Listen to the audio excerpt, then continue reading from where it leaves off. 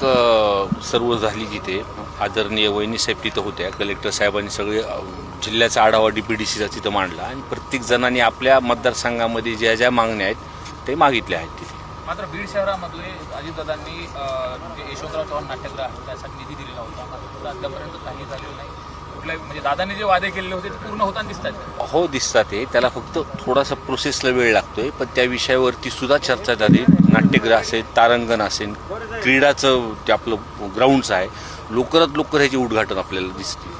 प्रफुल्ल पटेल असतील, सुनील तटकरे असतील, त्यांची बैठक झालेली आहे. एक बातमी येते की दोन्ही राष्ट्रवादी पुन्हा एकत्रित होत आहेत. एवढा मोठा नाही मी, हा प्रश्न मला वाटतं तुम्ही सिस्टीमला विचारा. मात्र बीड शहरातील आजही बघितलं तर जे रस्ते आहेत, चिखल झालेला आहे, ज्या मूलभूत सुविधा आहेत त्यातून दुर्लक्ष केलं जातं. कारण नगरपालिका स्टँड होऊन 6 महिने झाले. बघा, ह्या विषयावरती मतदारसंघामध्ये रोड असतील, अतिवृष्टीमध्ये जे नुकसान झालेलं आहे, जिथं गावाची कनेक्टिव्हिटीच तुटली, हा सर्वच लोकांनी, आणि मी सुद्धा तिथं विषय मांडला की विशेष बाब म्हणून ह्याच्याकडे लक्ष द्या.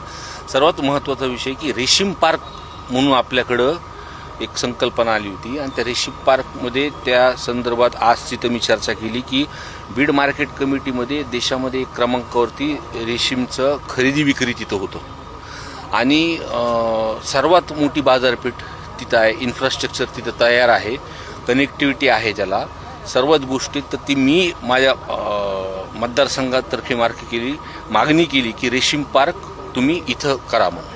अनेक सर्वदूर पाऊस सुरू आहे, बीडमध्ये मात्र पावसाने फुटावून मारले. मात्र नगरपालिकेकडनं अद्यापही नालेसफाई नाही.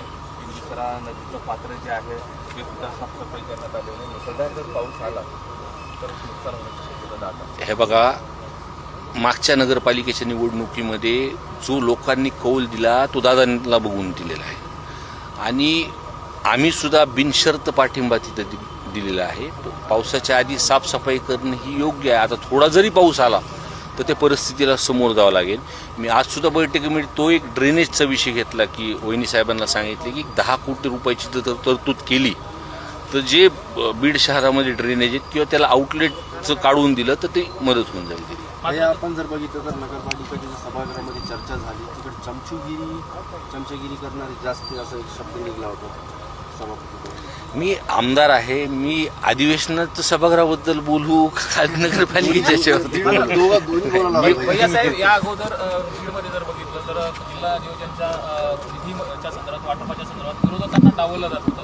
आता नेमकं कशा पद्धतीने निधी दिला जातोय आणि खरंच तुम्हाला ते विकासाचा जो वाटा आहे तो मिळतो? हे बघा, लोकनिहाय पैसे तिथं येतातच, पण ज्या मागण्या करतो त्याच्यावरती पैसे पडत नव्हते.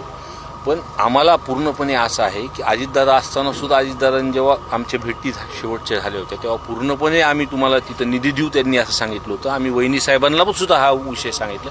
आजही मला पत्र देत असताना त्यांच्याशी बोलणं झालं तर ते मदत करतो म्हणजे.